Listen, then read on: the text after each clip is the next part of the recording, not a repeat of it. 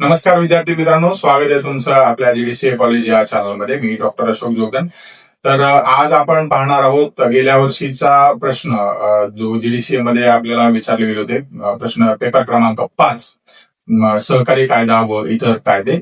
So या व्हिडिओमध्ये आपण सर्व 7 ते 8 प्रश्न आहेत ते पूर्ण बघणार आहोत गेल्या वर्षी विचारलेले. तर त्यापैकी अर्धे प्रश्न म्हणजे प्रश्न क्रमांक 1 ते 4 ही आपण पहिल्या पार्ट मध्ये बघणार आहोत आणि प्रश्न क्रमांक 5, 6, 7 हे 3 प्रश्न आपण दुसऱ्या पार्ट मध्ये बघणार आहोत. तर हा व्हिडिओ शेवटपर्यंत बघा, पूर्ण तुम्हाला माहिती मिळेल. त्यामध्ये कुठले प्रश्न तुम्ही करायला पाहिजे किंवा काय करायला नाही पाहिजे या सर्व गोष्टी आहेत. तुम्ही उत्तर कसं लिहिलं पाहिजे होतं हेही आहे याच्यामध्ये. तुम्ही आयडियल उत्तर कसे लिहू शकता हेही आपण पुढे बघणार आहोत. सो त्याही गोष्टी तुम्हाला येत राहतील. तर व्हिडिओ शेवटपर्यंत बघा. तर चला तर मग सुरू करूया. ध्येय नवीन समोर दिसतंय, बँकिंगचं स्वप्न पूर्ण होणार. जीडीसीए ची साथ जिंकायची ही वाट, यशाची गॅरंटी आता सुरुवात. जीडीसीए कॉलेज हो भविष्य उज्ज्वल, जीडीसीए कॉलेज मिळणार यश. सहकार आणि बँकिंग करिअर घडवा खास. जीडीसीए कॉलेज देते यशाचा विश्वास. शासकीय सहकार व लेखा विद्या परीक्षा म्हणजेच जीडीसीए याचा गेल्या वर्षीचा पेपर आपण बघणार आहोत. जो पेपर झाला होता रविवार मे 25, 2025 रोजी. पेपर क्रमांक 5 आहे हा. गेल्या वर्षीचा प्रश्नपत्रिका आहे, त्याची कशी उत्तरं होती आणि कशा प्रकारे लिहायला हवा होता याबद्दल आपण आज बघणार आहोत. सहकारी कायदे व इतर कायदे पेपरचं नाव आहे. पेपर क्रमांक 5 आहे. आदर्श उत्तरपत्रिका डिस्टिंक्शन लेवलमध्ये हा सॉल्व्ह केलेला आहे, म्हणजे सर्व प्रश्न सोडवलेले आहेत. तर हा पेपर सॉल्व्ह करण्यासाठी सूचना काहीतरी दिल्या होत्या. प्रश्न क्रमांक 1 अनिवार्य आहे. प्रश्न क्रमांक 2 ते 5 मधून कोणतेही 3 सोडवा आणि प्रश्न क्रमांक 6 व 7 दोन्ही अनिवार्य आहे. तर अशा प्रकारे हे लिहिलेलं असतं. ह्या सूचना खूप महत्वाच्या आहेत. प्रत्येक पेपरच्या सूचना तुम्ही वाचा. जसं लिहिलं इथे की प्रश्न क्रमांक 1 अनिवार्य म्हणजे तुम्हाला सोडवावाच लागेल आणि 2 ते 5 प्रश्न क्रमांक 2 ते प्रश्न क्रमांक 5 मधून कोणतेही 3 प्रश्न सोडवणे अनिवार्य आहे आणि प्रश्न क्रमांक 6 व 7 दोन्हीही अनिवार्य आहेत. तर हे अशा प्रकारे पॅटर्न असतो. त्या सूचना खूप महत्वाच्या आहेत. इथे गोंधळ होऊ देऊ नका किंवा करू नका. तर बघूया आता. ही जी प्रश्नपत्रिका आहे ही 2 विभागामध्ये डिवाइड केलेली आहे, विभाग 1 आणि विभाग 2 यामध्ये. तर विभाग 1 पहिला बघूया आपण. यामध्ये रिकाम्या जागा भरा हा प्रश्न होता 6 मार्क्सचा. प्रश्न पहिला रिकाम्या जागा भरा 6 गुणांसाठी. महाराष्ट्र सहकारी संस्था म्हणजे आता हे जे विधान आहे किंवा गाळलेली जागा जी आहे ती दिली होती. 6 प्रश्न आहेत टोटल. महाराष्ट्र सहकारी संस्था अधिनियम कायदा 1960 हा कायदा टिंबटिंबपासून लागू करण्यात आला. आता इथे 26 जानेवारी 1962 असं उत्तर येणार आहे. तर हे 26 जानेवारी 1962 उत्तर लक्षात ठेवा. मसस म्हणजे काय? महाराष्ट्र सहकारी संस्था अधिनियम कायदा 1960 मधील कलम डॅश डॅश नुसार सहकारी संस्थेची नोंदणी करण्याची जबाबदारी निबंधकावर आहे. कलम 9 सहकारी संस्थेच्या उपविधीत दुरुस्ती डॅश डॅश याच्या मान्यतेनुसार करण्यात येते किंवा मान्यतेने करण्यात येते. इथे निबंधक उत्तर येईल. महाराष्ट्र सहकारी संस्था अधिनियम 1960 मधील कलम डॅश डॅश नुसार सहकारी न्यायालयात अपील करण्यात किंवा दाखल करण्यात येते. इथे कलम 97 असं उत्तर येणार आहे. तर रिराईट करून अशा प्रकारे उत्तर लिहायचंय. सहकारी संस्थांच्या निवडणुकांसाठी डॅश डॅशची स्थापना करण्यात आली. राज्य सहकारी निवडणूक प्राधिकरण म्हणजेच SCEA. तर याविषयी सुद्धा आपण पुढील व्हिडिओमध्ये पाहणार आहोत. भारतामध्ये पहिला सहकारी संस्था कायदा सन डॅश डॅश मध्ये करण्यात आला. याचं उत्तर सिंपल आहे 1904 मध्ये. व्हिडिओमध्ये आपण फक्त पहिले 3 प्रश्न बघणार आहोत, 4 प्रश्न बघणार आहोत 1 ते 4. तर आणि पुरलेले 5, 6, 7 3 प्रश्न दुसऱ्या पार्टमध्ये बघणार आहोत.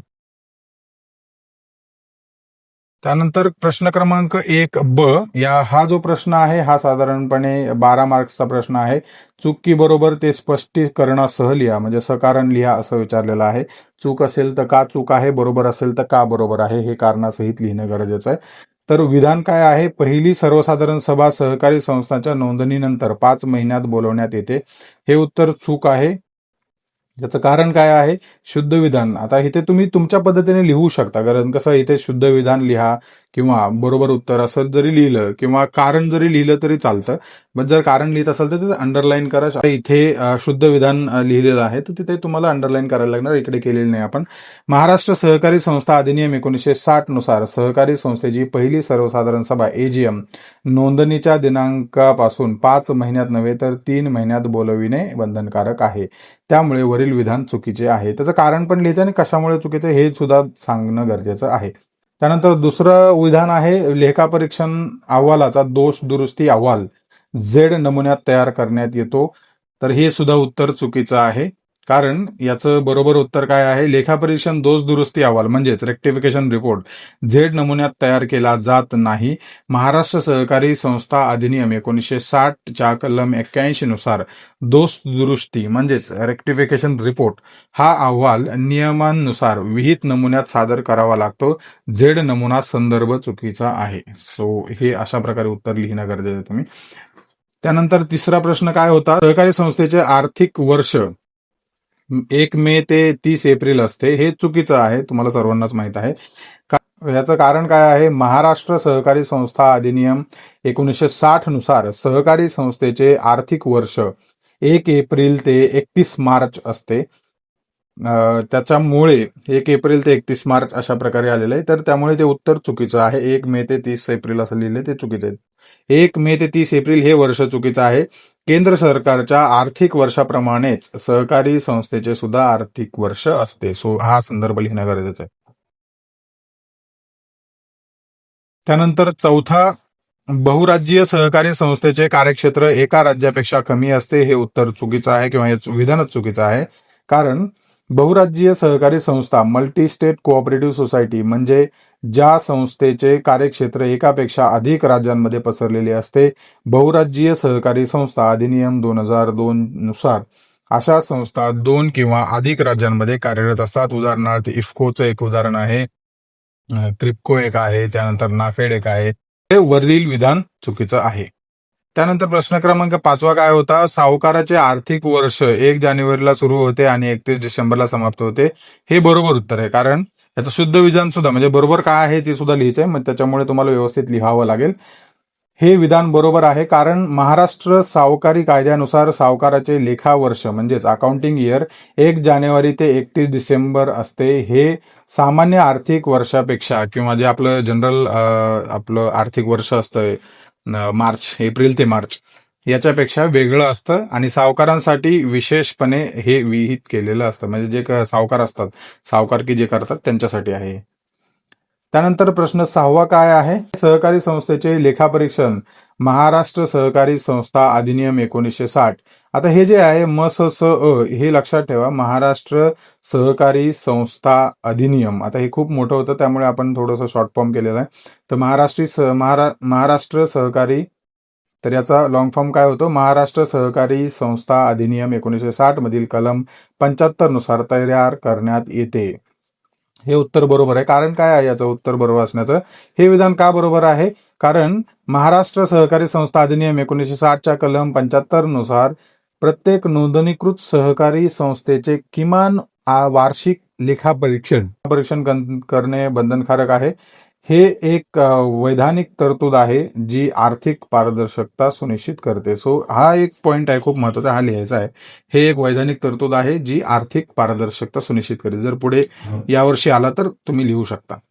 त्यानंतर प्रश्न क्रमांक 2 ते 5. आता हे झाले प्रश्न क्रमांक जे 1 आणि जे 1 आणि 1 ब होता. तर हा दुसरा प्रश्न जो आहे त्यातले 2 ते 5 पैकी 3 लिहायचे आहेत आपल्याला कुठलेही, आणि 6 आणि 7 कंपल्सरी आहे.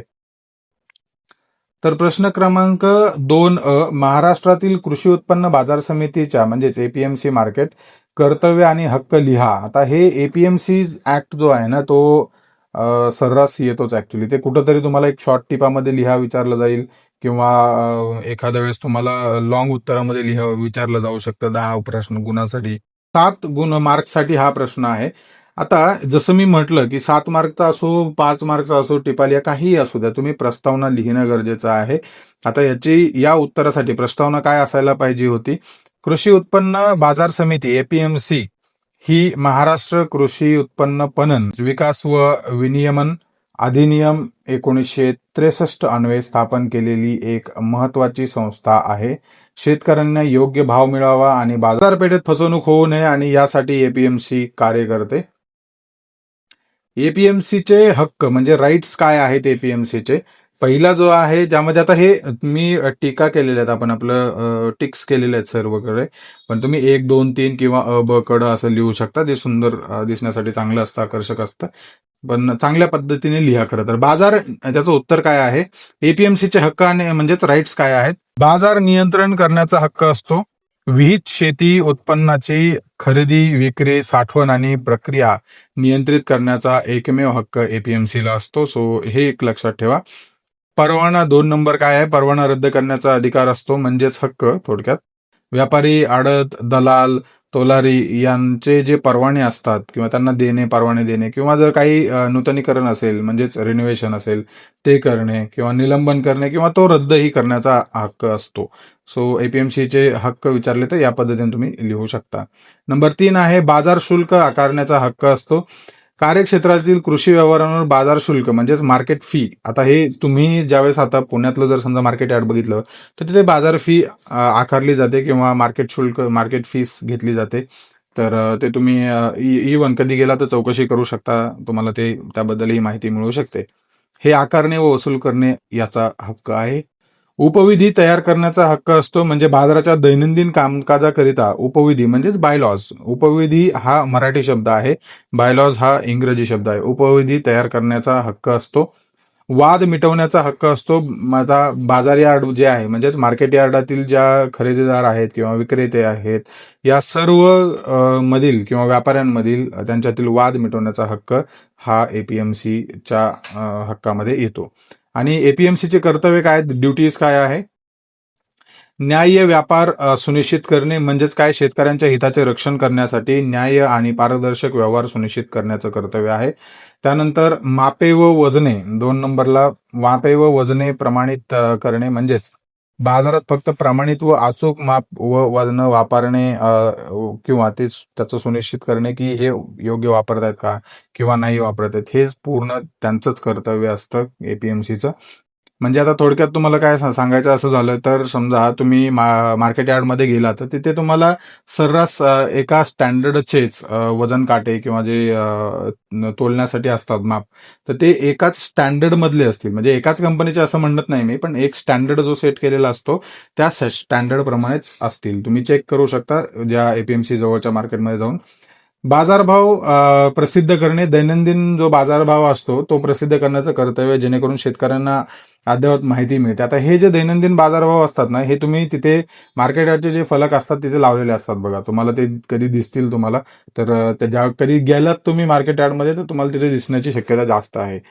तर गैरप्रकार रोखणे म्हणजे थोडक्यात काय, मिसमॅनेजमेंट असेल किंवा फ्रॉड होत असेल काही तर ते रोखणे, जसं की भेसळ आहे किंवा कमी वजन, उशिरा देयक किंवा संगनमत यासारखे गैरप्रकार रोखण्याचं कर्तव्य हे एपीएमसी मध्ये असतं.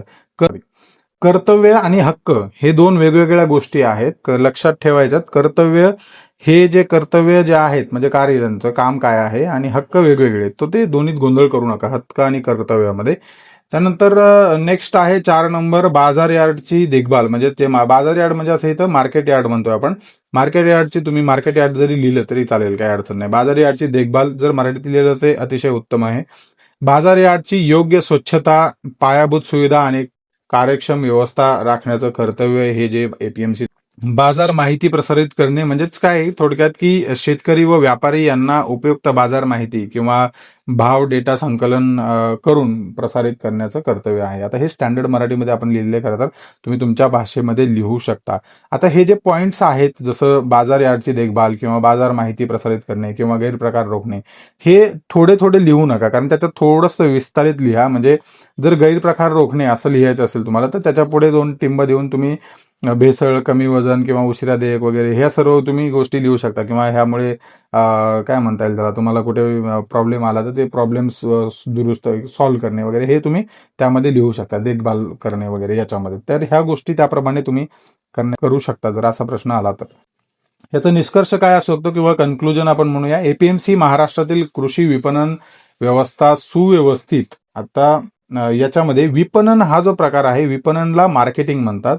तर विपणन हे मराठी शब्द आहे मार्केटिंगचा, तो त्यामुळे तो लक्षात ठेवा मराठी लिहिणाऱ्यांसाठी. विपणन व्यवस्था सुव्यवस्थित, नियमित आणि शेतकरी अनुकूल बनवण्यात महत्वाची भूमिका बजावते. आता हे जे आहे ना, ही निष्कर्ष साधारणपणे एका दोन ओळीचा, तुम्ही एका ओळीचा जरी लिहिला किंवा दोन ओळीचा जरी लिहिला तरी एकदम चांगलं आहे, तुम्ही नक्कीच लिहा. प्रश्न क्रमांक 2 बहुराज्यीय सहकारी संस्था कायदा 2002 च्या प्रमुख तरतुदी स्पष्ट करा. हा सुद्धा 7 मार्कला प्रश्न दिलेला आहे. या प्रश्नासाठी प्रस्तावना काय असायला हवी होती? बहुराज्यीय सहकारी संस्था कायदा 2002 हा भारतीय संसदेने संमत केलेला केंद्रीय कायदा असून ज्या सहकारी संस्थेचे कार्यक्षेत्र एकापेक्षा अधिक राज्यांमध्ये पसरलेले आहे त्याचे नियमन करतो. सो हा कायदा जो आहे तो त्या पद्धतीने काम करतो. ही अशी छोटीशी एक 1 लाइनर किंवा 2 लाइनर तुम्ही प्रस्तावना लिहू शकता, पण नक्की लिहा प्रस्तावना. हे पॅटर्न जो तुम्ही लक्षात ठेवला ना तर चांगले मार्क्स मिळतील तुम्हाला. आता याच्यात प्रश्नामध्येच आपल्याला ज्याचे जे हेडलाईन्स आहेत ना किंवा हेडिंग्स जे आहेत ना त्या लपलेले आहेत. म्हणजे जर समजा आता इथे काय विचारलंय, बहुराज्यीय सहकारी संस्था कायदा. आता ह्या कायद्यासाठी काय विचारलंय त्यांनी, 2002चा कायदा आहे तर त्याच्या प्रमुख तरतुदी स्पष्ट करा म्हटलंय. तर ज्या वेळेस आता हे प्रस्तावना लिहायची तर प्रस्तावना आपल्याला बहुराज्यीय सहकारी संस्था, जर हा प्रश्न आला तर बहुराज्यीय सहकारी संस्था कायदा 2002 याबद्दल प्रस्तावना लिहायची आहे. तर त्यामुळे ह्याच्यामध्ये तुम्ही ज्या काही गोष्टी कराल ह्या पूर्णपणे तुम्हाला व्यवस्थित लिहिणं गरजेचं आहे. आणि इथे काय लिहिले, दुसरा पार्ट आहे, हे 2 भागमध्ये प्रश्न तुम्ही बघू शकता. प्रमुख तरतुदी स्पष्ट करा. मग खाली काय लिहायचं, तुम्हाला ज्यावेळेस तुम्ही इथे प्रस्तावना लिहिली आहे, प्रस्तावनाला अंडरलाईन करा. आता तुम्ही तुमच्या पद्धतीने करू शकता. जर इंग्रजीत लिहित असाल तर इंग्रजीमध्ये तुम्ही इंट्रोडक्शन म्हणून तुम्ही कॅपिटल लेटर्समध्ये सुरू करा आणि प्रमुख तरतुदी ज्या आहेत त्याला तुम्ही खाली अंडरलाईन करा, 2 रेषा मारा आडव्या, खूप सुंदर दिसतं. बहुराज्यीय कार्यक्षेत्र जे आहे 2 किंवा अधिक राज्यांमध्ये सदस्यत्व व कार्यक्षेत्र असणाऱ्या संस्थांना हा कायदा लागू होतो. केंद्रीय निबंधक म्हणजे CRCS, ज्यामध्ये बहुराज्यीय सहकारी संस्थांची नोंदणी, पर्यवेक्षक व नियम अधिनियम करण्यासाठी केंद्रीय सहकारी संस्था निबंधक नेमला जातो. म्हणजे याच्यात काय, CRCS म्हणजे केंद्राचं जे केंद्रीय निबंधक म्हणजेच CRCS. आता CRCS म्हणजे काय लक्षात ठेवा, हा पण central registrar of cooperative society. So हा एक खूप महत्वाचा पॉइंट आहे, केंद्रीय निबंधक. तर हा जो केंद्रीय निबंधक आहे हा याच्याबद्दल ह्याच्यात प्रमुख तरतुदीमध्ये येतो. तर त्याचे अंडरलाईन करा किंवा 1-2 पॉइंट लिहा तुमच्यावरती. बहुराज्यीय सहकारी संस्थांची नोंदणी, पर्यवेक्षण आणि नियमन करण्यासाठी केंद्रीय सहकारी संस्था निबंधक नेमला जातो. आता ह्याचं मराठीमध्ये केंद्रीय सहकारी संस्था निबंधक म्हणजेच RCS जो आहे, सहकारी निबंधक आपला, रजिस्ट्रार ऑफ कोऑपरेटिव्ह सोसायटीज, तसंच central register of cooperative society, केंद्रीय सहकारी संस्था निबंधक नेमला जातो. तरतूद काय आहे, नोंदणी प्रक्रिया 2 किंवा अधिक राज्यातील किमान 10 व्यक्ती एकत्रितपणे बहुराज्यीय सहकारी संस्था नोंदणीसाठी अर्ज करू शकतात. तर हा एक खूप महत्वाचा पॉइंट आहे, हे लक्षात ठेवा. 2 किंवा अधिक राज्य म्हणजे जर 2 राज्यातील, समजा उदाहरणार्थ महाराष्ट्र आणि कर्नाटक या राज्यातील 2 व्यक्तींना एकत्रित बहुराज्यीय सहकारी संस्था उभारायची आहे किंवा नोंदणी करायची आहे, तर त्यातील 5 महाराष्ट्रातील, 5 कर्नाटक राज्यातील या पद्धतीमध्ये लोक घेऊन तुम्ही करू शकता. किंवा 2 पेक्षा अधिक राज्य लागतात तर 3ही त्यामध्ये येऊ शकतात, डिपेंड ऑन दी इंटरेस्ट लोकांना. नेक्स्ट आहे लोकशाही व्यवस्थापन, संचालक मंडळाची निवडणूक, ज्यामध्ये अनुसूचित जाती जमाती महिलांसाठी आरक्षण.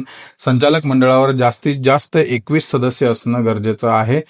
त्यानंतर आर्थिक तरतूद काय आहे, लेखापरीक्षण, हिशोब ठेवणे, राखीव निधी निर्माण करणे आणि आर्थिक पारदर्शकता यासंबंधी स्पष्ट तरतुदी. नेक्स्ट तरतूद काय आहे, वाद निवारण.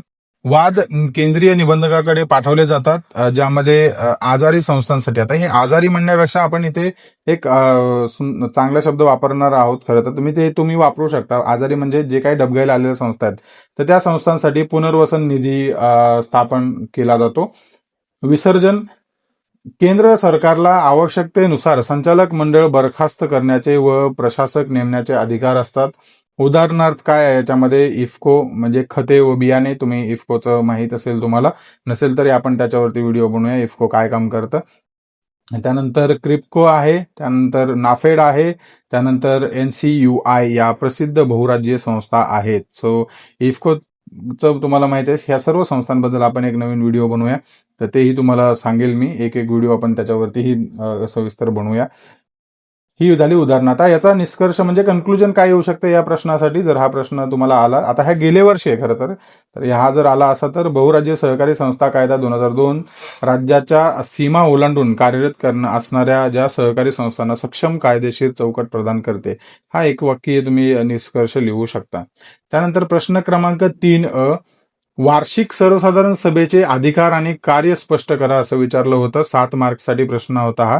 आणि याची प्रस्तावना काय असायला हवी होती, म्हणजे एक आदर्श प्रस्तावना कशी असायला हवी होती, तुमच्या भाषेत तुम्ही लिहिलं तरी चालतं. वार्षिक सर्वसाधारण सभा म्हणजेच एजीएम म्हणजेच काय, त्याचा full form annual general meeting. ही सहकारी संस्थेची सर्वोच्च संस्था आहे. महाराष्ट्र सहकारी संस्था अधिनियम 1960 नुसार प्रत्येक नोंदणीकृत सहकारी संस्थेने दरवर्षी एजीएम घेणे अनिवार्य आहे. हे खूप महत्वाचं आहे. एजीएमचे अधिकार काय आहेत? व्यवस्थापकीय समिती. आता इथे काय लिहिलंय बघा, वार्षिक सर्वसाधारण सभा. आता इथे तुम्ही एजीएम लिहा किंवा वार्षिक सर्वसाधारण सभेचे अधिकार असं लिहू शकता, किंवा आणि कार्य स्पष्ट करा असं म्हटलंय. तर ज्या प्रश्नामध्ये सर्व गोष्टी आहेत, वार्षिक सर्वसाधारण सभा याच्याबद्दल प्रस्तावना लिहायची, थोडी काय का घेतली जाते, कशा प्रकारे आणि काय आहे, आणि एजीएमचे अधिकार आणि कार्य स्पष्ट करा. दोन आपल्याला, म्हणजे याचा अर्थ काय की 2 वेगवेगळ्या प्रकारात लिहायचे आहेत, अधिकार वेगळे आणि स्पष्ट कार्य वेगळे. एजीएम म्हणजेच वार्षिक सर्वसाधारण सभेचे अधिकार काय आहेत? व्यवस्थापकीय समिती निवडण्याचा अधिकार आहे. संचालक मंडळ व्यवस्थापकीय समितीच्या सदस्यांची निवड करणे व आवश्यकतेनुसार हटवण्याचा, म्हणजेच त्यांना बाजूला करण्याचा सुद्धा अधिकार असतो. अर्थसंकल्प मंजूर करण्याचा अधिकार असतो. येणाऱ्या आर्थिक वर्षाचा वार्षिक अर्थसंकल्प व भांडवली खर्च योजना मंजूर करण्याचा अधिकार असतो, ज्यामध्ये आपण म्हणतो थोडक्यात की जे काही येणारं वर्ष आहे त्यामध्ये काय काय खर्च आहे अपेक्षित, काय नवीन कुठल्या गोष्टी करायच्यात, त्याबद्दलचा सर्व अर्थसंकल्प म्हणू शकतो आपण. हे खूप चांगल्या पद्धतीने आपण मांडू शकतो. तुमच्या पद्धतीने तुम्ही मांडा, काही अडचण नाही. उपविधी दुरुस्तीचा अधिकार संस्थेच्या उपविधीत सुधारणा सुचवण्याचा व मंजूर करण्याचा अधिकार असतो, म्हणजे ज्यामध्ये जे निबंधक याची मंजुरी देतात खरं तर, म्हणजे तुम्ही ते लिहू शकता याच्यामध्ये, निबंधकाच्या मंजुरी स्वाधीन आहे. सो हा एक प्रकार आहे. म्हणजे उपविधी म्हणजेच बायलॉज याची सुधारणा सुचवण्याचा सुद्धा किंवा तो मंजूर करण्याचा अधिकार असतो. लाभांश दर ठरवण्याचा अधिकार, लाभांश म्हणजे इंग्रजीमध्ये डिव्हिडंड ठरवण्याचा, त्याचे दर ठरवण्याचा अधिकार असतो. त्याचे दर निश्चित ठरवले जातात प्रत्येक वर्षी. निव्वळ नफ्यातून सदस्यांना द्यावयाच्या लाभांशाचा दर जाहीर करण्याचा व ठरवण्याचा अधिकार असतो. म्हणजे काही दर असेल तो त्यांना म्हणजे समजा 1%, 2%, 3% याप्रमाणे ते दर ठरलेले असतात, तर ते ठरवूनच घेतले जातात. लेखापरीक्षक नियुक्तीचा अधिकार, ज्यामध्ये आता हे प्रत्येक ठिकाणी लिहिलेलं आहे आपण, तर तुम्हाला मी त्याचा अर्थ सांगतो, प्रत्येक वेळेस सांगेल मी. महाराष्ट्र सहकारी संस्था अधिनियम, ठीक आहे, असा त्याचा अर्थ आहे. च्या तरतुदीनुसार संस्थेच्या वैधानिक लेखापरीक्षक नियुक्ती करण्याचा किंवा बदलण्याचा अधिकार असतो. आता एजीएमची कार्य काय आहेत? आता वरील जे होते ते अधिकार बघितले आपण. आता एजीएमची कार्य काय आहेत ते सुद्धा. एजीएम म्हणजे वार्षिक सर्वसाधारण सभेची कार्य काय आहेत? वार्षिक हिशोब तपासणे, वार्षिक लेखे, ताळेबंद, नफा तोटा खाते आणि लेखापरीक्षण अहवालाचे अवलोकन व मंजुरी करणे. त्यानंतर कामगिरी आढावा म्हणजेच मागील वर्षाचं कार्य, त्यानंतर उपलब्धी, आव्हाने, भविष्यातील योजनांवर चर्चा करणे, हा दुसरं कार्य. तिसरं कार्य लेखापरीक्षणावर किंवा लेखापरीक्षण अहवाल जो आहे त्यावरती विचार करणे. म्हणजे जर लेखापरीक्षण म्हणजेच ऑडिट आपण अहवाल सबमिट करतो ना, त्याच्यावरती विचार विनिमय करणे, हा एक कार्य आहे. डिस्क्रिप्टिव्ह काय येऊ शकतं थोडं,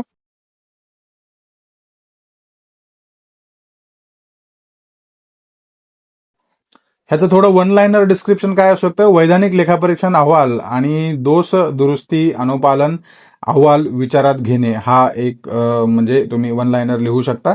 सदस्यत्व मंजूर करणे म्हणजेच काय? नवीन सदस्यांचे अर्ज मंजूर करणे व डिफॉल्ट सदस्यांच्या निष्कर्षणावर विचार करणे. निष्कासन म्हणजे काय की त्याला काढून टाकण्यावर विचार करणे, ठीक आहे, हा खूप महत्वाचा. निष्कासन म्हणजे एक्झिट. आणि महत्वाचे ठराव, ज्यामध्ये कर्ज, गुंतवणूक आणि मालमत्ता व्यवहारावर विशेष ठराव संमत करणे, हे एजीएमची कर्तव्य किंवा कार्य आहेत. कायदेशीर आवश्यकता काय असू शकते? म्हणजेच महाराष्ट्र सहकारी संस्था अधिनियम नुसार पहिली एजीएम नोंदणीपासून 3 महिन्याच्या आणि त्यानंतर प्रत्येक वर्षी आर्थिक वर्ष संपल्यापासून 6 महिन्यात घेणे बंधनकारक आहे. म्हणजेच आर्थिक वर्ष संपल्यापासून म्हणजे कसं, आपलं आर्थिक वर्ष समजा 31 मार्चला संपतं, तर 31 मार्च पासून 6 महिन्यात घेणे बंधनकारक आहे प्रत्येक वर्षी. पण नोंदणीपासून जर समजा तुमची सोसायटी नोंदणी झालेली आहे त्यापासून 3 महिन्याच्या आत घेणं गरजेचं आहे. हे तुम्ही निष्कर्ष लिहू शकता किंवा इथे कायदेशीर आवश्यकता असंही लिहू शकता, तुमच्यावरती आहे.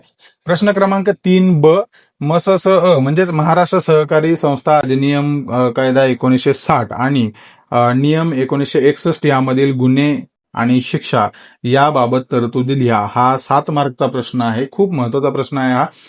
या प्रश्नासाठी प्रस्तावना काय असू शकते? महाराष्ट्र सहकारी संस्था अधिनियम 1960 आणि MSS नियम म्हणजेच महाराष्ट्र सहकारी संस्था नियम 1961 मध्ये संस्था अधिकारी व सदस्यांकडून केल्या जाणाऱ्या गुन्ह्यासंबंधी आणि त्यांच्या द्यावयाच्या शिक्षांसंबंधी स्पष्ट तरतुदी केलेल्या आहेत. कधी? 1961 मध्ये. सो आता याच्यामध्ये गुन्हा, ऑफेन्सेस काय आहेत, गुन्हा आणि शिक्षा हे लिहायचं आहे आपल्याला खरं तर.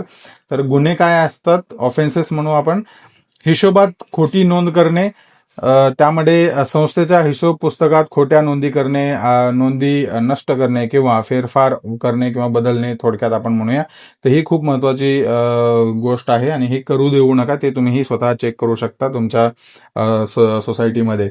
अपहार म्हणजेच काय, गैरव्यवहार थोडक्यात आपण म्हणतो. अपव्यवहार करणे म्हणजे संस्थेच्या निधी, मालमत्ता किंवा मत्तेचा अपहार किंवा गैरवापर किंवा अफरातफर करणे हा प्रकार आहे ऑफेन्सेस, म्हणजे गुन्हा क्रमांक 2 हा आला.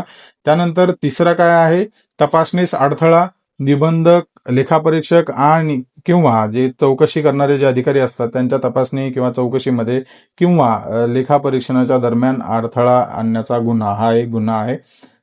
त्यानंतर चौथा आहे विवरण सादर न करणे, म्हणजेच वार्षिक अहवाल, आर्थिक विवरणे किंवा इतर आवश्यक कागदपत्रे विहित कालावधीत सादर न करणे, हा सुद्धा एक गुन्हा आहे.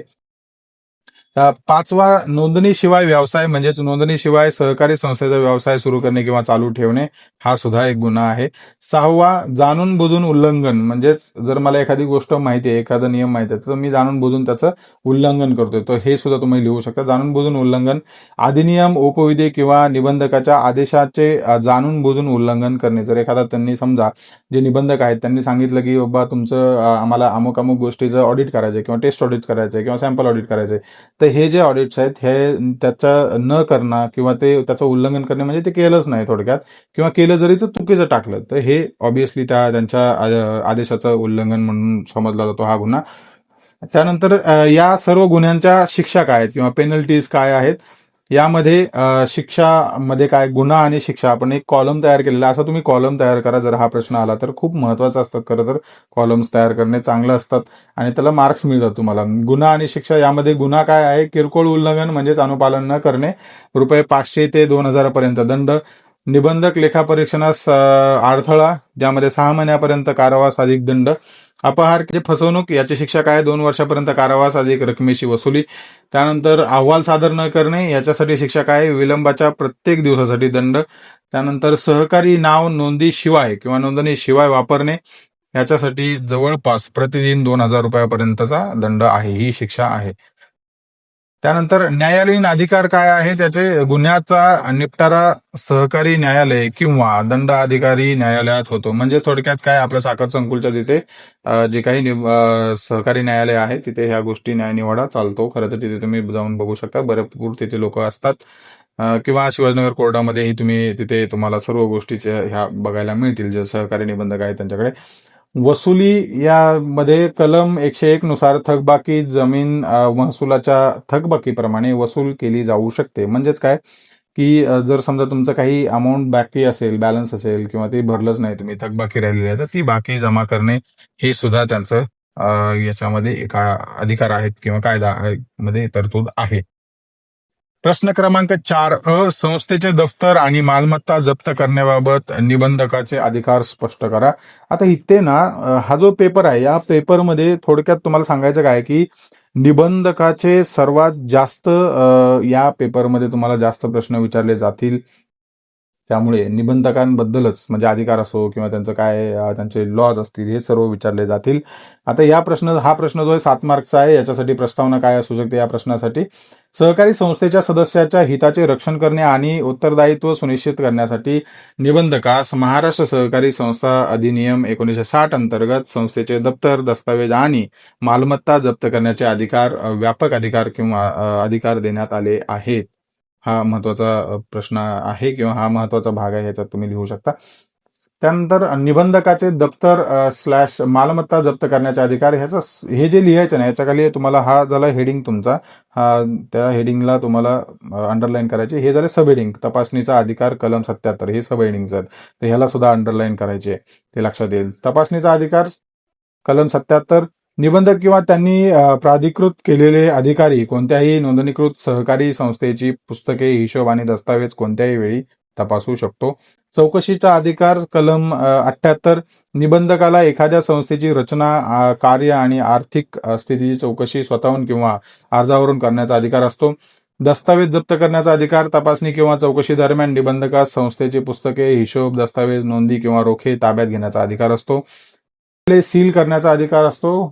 जे दस्तावेज किंवा निधी लपवल्याचा संशय आला असेल किंवा निबंधकाला जर या गोष्टी समजल्या की अशा गोष्टी होत आहेत तिथे, तर ते सहकारी कार्यालय जे आहे ते किंवा तो परिसर सील करण्याचा अधिकार निबंधकाला असतो. माहिती मागण्याचा अधिकार असतो, ज्यामध्ये संस्थेच्या कोणत्याही अधिकारी, सदस्य किंवा कर्मचाऱ्यांकडून कोणतेही दस्तावेज, माहिती किंवा विवरण सादर करण्याचा किंवा मागणी करण्याचा अधिकार असतो. मालमत्ता जोडणीचा अधिकार असतो, ज्यामध्ये अपहार किंवा फसवणुकीचा संशय असल्यास किंवा आढळल्यास संस्थेची मालमत्ता हस्तांतरित होऊ नये म्हणून ती जप्त करण्याचा देखील अधिकार असतो.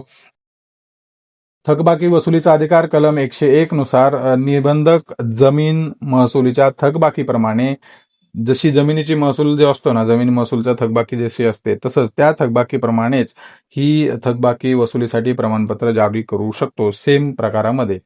तर तुमच्या सोसायटीचं काही थकबाकी असेल तर. आणि या प्रश्नासाठी निष्कर्ष काय असू शकतो? हे अधिकार निबंधकाला एक प्रभावी पर्यवेक्षी प्राधिकरण बनवतात. हे सुनिश्चित करतात की सहकारी संस्था प्रामाणिकपणे आणि सदस्यांच्या सर्वोत्तम हितासाठी कार्य करतात. हे खूप महत्वाचा पॉइंट आहे. प्रश्न क्रमांक 4ब, आर्थिक पारदर्शकता सुनिश्चित करण्यासाठी लेखापरीक्षणाचे विविध प्रकार लिहा. ऍक्च्युली म्हणजेच ऑडिटचे प्रकार विचारलेले आहेत खरं तर याच्यामध्ये. आता जसं तुम्हाला पूर्वी सांगितलं होतं मी की स्टॅट्युटरी ऑडिट्स, त्यानंतर सॅम्पल ऑडिट किंवा टेस्ट ऑडिट्स वगैरे हे प्रकार आहेत ऍक्च्युली. तर आर्थिक पारदर्शकता, आता प्रश्न कसा विचारला बघा, खूप म्हणजे गेल्या वर्षी जो प्रश्न विचारला होता तो खरं तर हे गोंधळून टाकण्यासाठी विचारला गेलेला प्रश्न आहे बघा. आर्थिक पारदर्शकता सुनिश्चित करण्यासाठी लेखापरीक्षणाचे विविध प्रकार लिहा असं विचारलंय. मग त्यात तुम्ही फक्त प्रकारच लिहिता, मग त्यामुळे काय होतं तिथे तुम्हाला मार्क्स मिळत नाहीत. प्रकार तुम्हाला माहित असतात, जसं स्टॅट्युटरी ऑडिट आहे, सॅम्पल ऑडिट आहे किंवा टेस्ट ऑडिट वगैरे आहेत किंवा कॉन्करंट ऑडिट वगैरे आहे, त्यानंतर इंटरनल ऑडिट वगैरे, हे प्रकार तुम्ही लिहिता पण त्याला मार्क्स नाही मिळत. आता हे 7 मार्क्सचा प्रश्न आहे, तर तुम्ही ते प्रकार लिहिला आणि त्याचं कारण काय आहे, कुठल्या कलमानुसार ते ऑडिट होतं हे लिहिणं सुद्धा गरजेचं आहे. तर असा प्रश्न आला तर आता हा प्रश्न आपण बघतोय. तर या प्रश्नासाठी प्रस्तावना काय असू शकते? लेखापरीक्षण म्हणजे आर्थिक नोंदीची अचूकता, प्रामाणिकता आणि कायद्याचे पालन करण्यासाठी केली जाणारी पद्धतशीर तपासणी. म्हणजेच महाराष्ट्र सहकारी संस्था अधिनियम 1960च्या कलम 75 नुसार सहकारी संस्थेचे लेखापरीक्षण हे अनिवार्य आहे. आता इथे लेखापरीक्षण हे का अनिवार्य आहे, कुठल्या कलमानुसार? तर हे महाराष्ट्र सहकारी संस्था अधिनियम कायदा 1960च्या अंतर्गत कलम 75च्या अंतर्गत आहे. खरं तर हे महत्वाची गोष्ट आहे. 75 अंतर्गत ऑडिट कंपल्सरी आहे, हे लक्षात ठेवा. लेखापरीक्षणाचे प्रकार काय आहेत? आता पहिला प्रकार काय आहे? वैधानिक लेखापरीक्षण म्हणजे स्टॅट्युटरी ऑडिट इंग्रजीमध्ये. म्हणजेच महाराष्ट्र सहकारी संस्था अधिनियम कलम 75 नुसार, जसं बघा इथे म्हटलं 75 नुसार हा लेखापरीक्षण हे अनिवार्य आहे.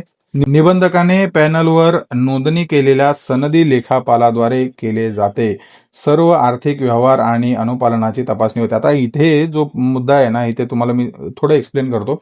सनदी लेखापाल म्हणजेच काय? थोडक्यात निबंधकाने, आता इथे उत्तरात काय लिहिले आपण?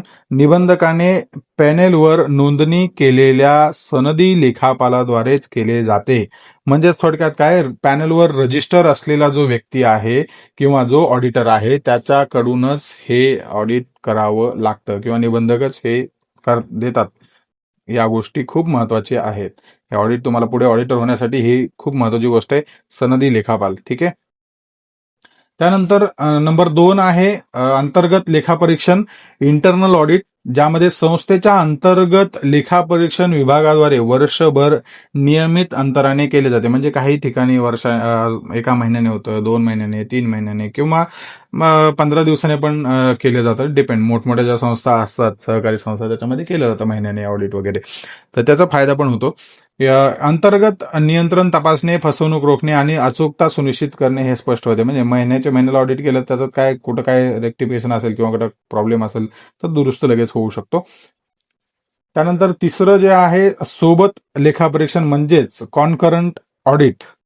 आता हा जो प्रकार आहे, या प्रकारामध्ये व्यवहार घडत असतानाच समांतरपणे केले जाणारे लेखापरीक्षण. म्हणजेच हा जो प्रकार आहे, सर्वात जास्त बँका ज्या असतात तिथे बघा, तुम्हाला उदाहरण देऊन सांगतो मी. मोठ्या ज्या संस्था आहेत, मोठ्या संस्था, बँका आणि पतसंस्थांमध्ये चुका आणि गैरप्रकार तात्काळ रोखण्यासाठी वापरले जाते. म्हणजेच थोडक्यात बँकेमध्ये काय, ज्यावेळेस तुम्ही एखादा जर चेक भरायला गेला, तुम्हाला उदाहरण एक सांगतोय कसं कॉन्करंट ऑडिट चालतं. जर चेक भरायला गेला तुम्ही, चेकवरची समजा तुमची सही चुकलेली असेल किंवा काहीतरी प्रॉब्लेम असेल, तर ते तुम्ही देतात, तुम्ही म्हणता माझीच आहे वगैरे, किंवा तुम्हाला दुसरी सही करून देतात तुम्ही, ते तर आहेच. पण हे काय, तुम्ही ज्यावेळेस ती चुकीची सही असते तर त्यावेळेस ते म्हणतात की तुम्ही मॅच नाही होत, तुम्ही सही तुमची करा जी काय आहे ती. म्हणजे तुम्हाला जर माहीत नसेल तर मग ती तुम्ही सबमिट केला किंवा तुम्ही दुसऱ्याला चेक दिला, त्याने सबमिट केला, तर तो म्हणतो की सही मॅच होत नाहीये, मग त्यांना सांगा सही मॅच करा. मग हे झालं ते कॉन्करंट ऑडिटचे प्रकार. म्हणजे तो जर समजा तुम्ही कॅशियरकडे किंवा टेलरकडे दिला, तर तो त्याच्या टीमकडे पास ऑन करतो, काय लगेच तुमच्याकडे चेक तो लगेच तो एकाच जागेवर तुम्हाला मिळत नाही, तो दुसरीकडे जातो, दुसरा व्यक्ती चेक करतो, व्हेरीफाय करतो सर्व सही वगैरे सर्व बरोबर आहे का, नंतर तो आपल्याकडे त्याचा चेक पास केला जातो. अशा प्रकारे हे झालं कॉन्करंट ऑडिट. मग याच्यामध्ये काय होतं की तुम्हाला वारंवार म्हणजे ते करायची गरज लागत नाही काही गोष्टी. आता इथं एका दिवसाचाच आता म्हणजे जे काही आता झालेले आहेत चेक, सेम डे क्लिअरन्स, खूप चांगली पद्धत झालेली आहे. नंतर चौथा आहे विशेष लेखापरीक्षण, म्हणजेच स्पेशल ऑडिट आपण म्हणतो याला. 78 सेक्शन 78 नुसार केलं जातं. स्पेशल ऑडिट कधी होतं, तर हे कधी होतं आणि का केलं जातं, हे 2 प्रश्न लक्षात ठेवा. हे प्रत्येक ह्याला लिहायचे तुम्हाला. एक 2-1 ओळीचं मी लिहिलं तरी चालतं. फसवणुकीचा संशय संस्था संकटात असताना किंवा सदस्यांच्या तक्रारीवरून निबंधकाद्वारे आदेशित हे सेक्शन होतं, म्हणजे किंवा हे ऑडिट होतं. खरं तर विशिष्ट पैलू किंवा व्यवहारात लक्ष केंद्रित करण्यासाठी ह्या गोष्टी केल्या जातात. 5वं आहे कार्यक्षमता लेखापरीक्षण, परफॉर्मन्स ऑडिट. संस्थेने आपले उद्दिष्ट कार्यक्षमतेने आणि परिणामकारकतेने साध्य केले आहे का याचं मूल्यमापन करणे. साधनांचा वापर आणि सदस्यांचे समाधान झाले आहे का, हे सुद्धा या परफॉर्मन्स ऑडिटमध्ये तपासलं जातं. नंबर 6 खर्च लेखापरीक्षण, म्हणजेच कॉस्ट ऑडिट. आता हे ऑडिटचे प्रकार आहेत खरं तर, हे तुम्ही लक्षात ठेवा. संस्थेच्या खर्च नोंदीची तपासणी प्रक्रिया. संस्था जसं मी की साखर कारखान्यामध्ये प्रक्रिया पण, म्हणजे त्याच्या बघा तुम्ही साखरेवरती साखर काय लगेच अशी तयार होत नाही.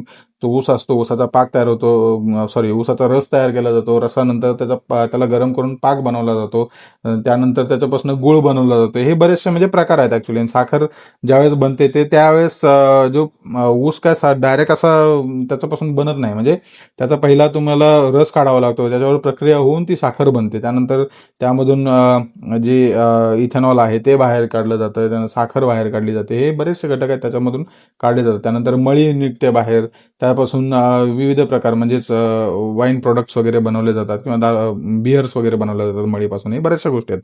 एनिवेज तो सेकंडरी पार्ट आहे. साखर कारखाने सूतगिरण्या याच्यासाठी सगळ्यात जास्त उपयुक्त आहे हे खर्च, म्हणजेच कॉस्ट ऑडिट. त्यानंतर 7वं आहे कर लेखापरीक्षण, म्हणजेच टॅक्स ऑडिट. आयकर कायदा कलम 44AB नुसार विहित उलाढाल मर्यादेवर संस्थेसाठी अनिवार्य असतं का आयकर अनुपालनाची खात्री यामुळे होते. खरं तर म्हणजेच काय टॅक्स ऑडिट म्हणजे काय की थोडक्यात काय, तुम्हाला जर समजा काही उलाढाल दिली आहे, समजा तुम्ही 100 कोटीची उलाढाल करताय एखादी संस्था, तर 100 कोटीपर्यंतच्या ती मर्यादा घालून दिली, त्यापर्यंतचे तुम्ही ते टॅक्स ऑडिट तुम्हाला करावं लागतं, कारण ते तिथपर्यंत तेवढे पैसे आहेत. समजा फॉर एक्झाम्पल 1 करोड आहे, तर 1 करोडच्या उलाढालीवर किती टॅक्स लागला पाहिजे वगैरे वगैरे, या गोष्टी याच्यामध्ये येतात. किंवा तिथपर्यंत सूट आहे, तर पुढे जर 1 करोडपेक्षा जास्त झालं तर तुम्हाला त्याचे ऑडिट हे लागतात, टॅक्स ऑडिट म्हणजे फी ते भरावे लागतील, टॅक्सेस वगैरे. पुनर्लेखापरीक्षण म्हणजेच रिऑडिट. यामुळे काय होतं की पुनर्लेखापरीक्षणामुळे किंवा मूळ लेखापरीक्षणात जर समजा पूर्वीच आपण एखादं ऑडिट सबमिट केलेलं आहे, मूळ लेखापरीक्षणात गंभीर अनियमितता आढळल्यास विशिष्ट व्यवहाराचा किंवा व्यवहाराची सखोल तपासणी करण्यासाठी याचा वापर केला जातो या पुनर्ऑडिटचा. तर हा जो ऑडिट आहे पुनर्ऑडिट कधी होतो, जसं मूळ ऑडिट म्हणजे मेन ऑडिट सबमिट केल्यानंतर जर काही दुरुस्ती असेल, त्याच्यामध्ये चूक असेल तर ती दुरुस्त करण्यासाठी रिऑडिट केला जातो. याचं महत्व काय आहे? फसवणूक व अपहार शोधणे व रोखणे, सदस्यांच्या निधीचा योग्य व सुनिश्चित वापर करणे, सदस्य व भागधारकांचा विश्वास. पुढील पार्टमध्ये आपण बघूया प्रश्न क्रमांक 5, 6 आणि 7. हा पार्ट 1 आहे, तर पार्ट 2 सुद्धा तुम्ही पहा. तर हा होता पार्ट 1 जीडीसीए पेपर नंबर 5 सहकारी कायदा व इतर कायदे याबद्दल. तर यामध्ये आपण जवळपास 1 ते 4 प्रश्न पाहिले. तर आपण दुसरा पार्ट जो आहे त्यामध्ये 3 प्रश्न, जे उरलेले 3 प्रश्न आहेत ते आपण बघणार आहोत. सो तोही व्हिडिओ आपण प्रॉपर बघा, ज्यामध्ये तुम्हाला होप सगळ्या गोष्टी समजल्या असेल, कशा प्रकारे तुम्ही लिहायला हवं होतं. आणि काही नाही समजलं असेल तर प्लीज कॉल करा, तुम्हाला सर्व प्रश्नांची उत्तरं दिली जातील. तर भेटूया पार्ट 2 मध्ये उर्वरित प्रश्नांसह. तोपर्यंत नमस्कार.